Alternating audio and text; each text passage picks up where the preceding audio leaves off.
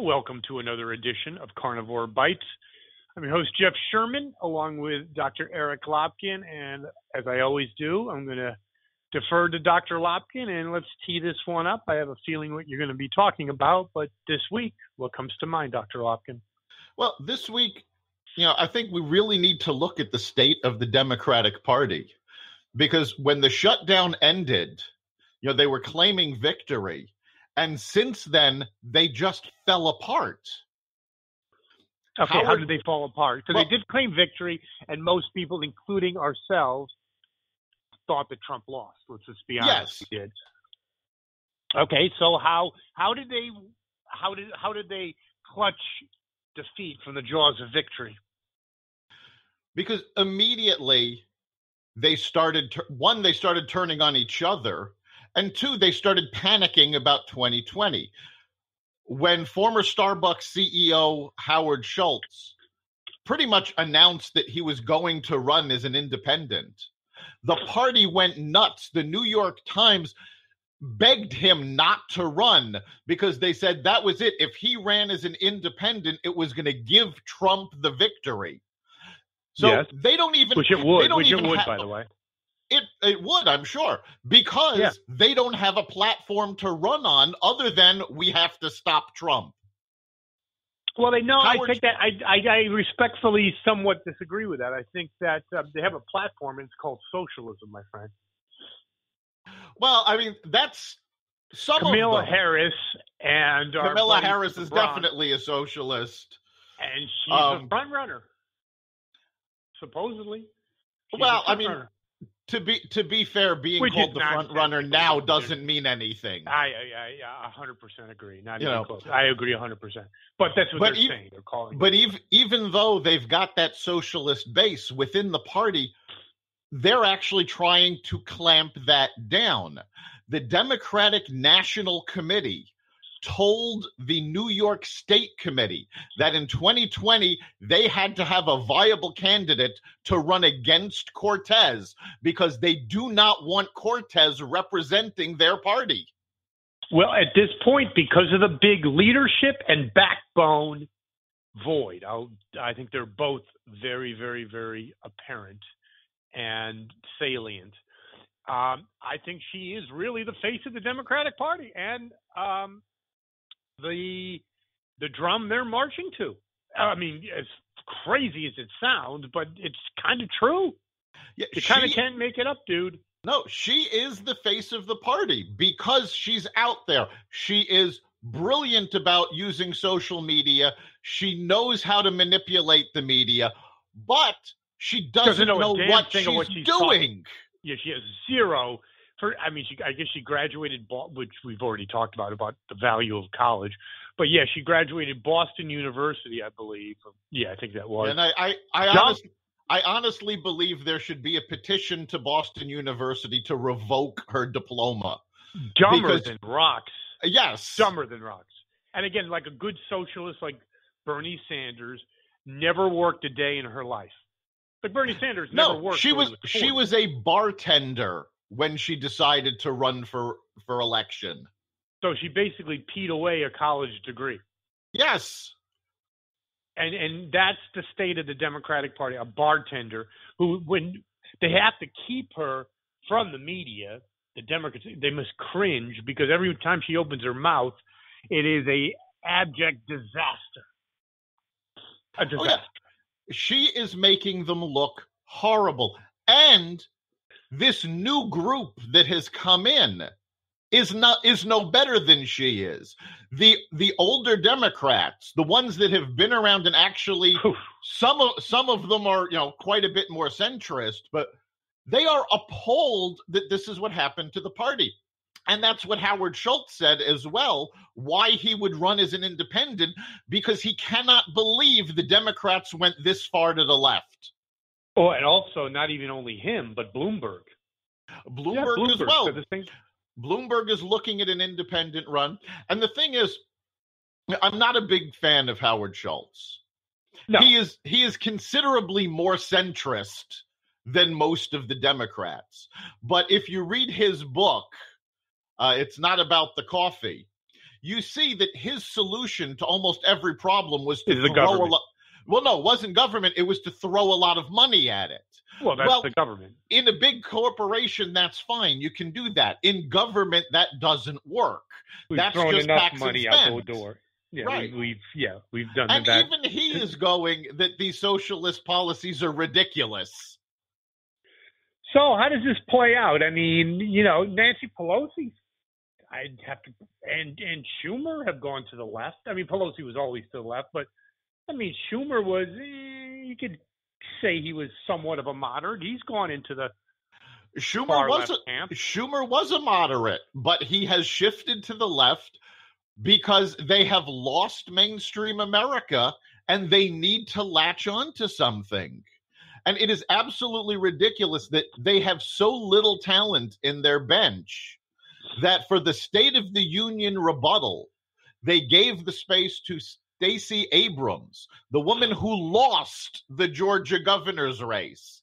So they're giving. I think that was a reason because I think it was safe. They really can't put a viable candidate like Kamala Harris because it would expose her as the lightweight she is. I mean, she's in trouble too. She basically said that she wanted to end the total, not just Obamacare, and the current private healthcare system and make it a government system.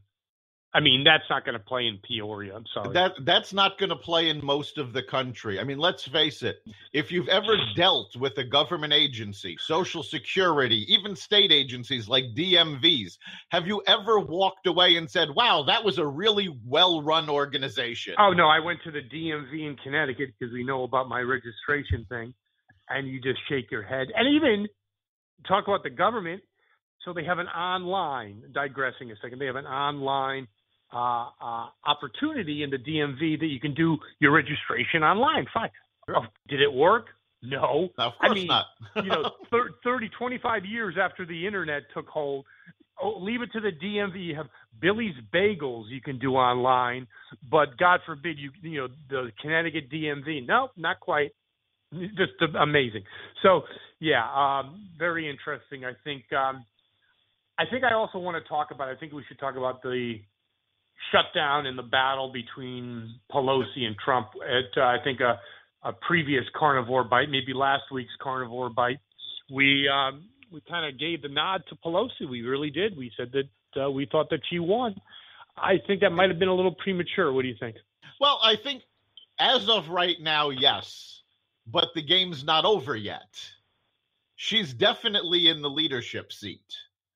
Yes, I would agree with that. Yes. But we're going to see the same thing happen in 2.5 weeks.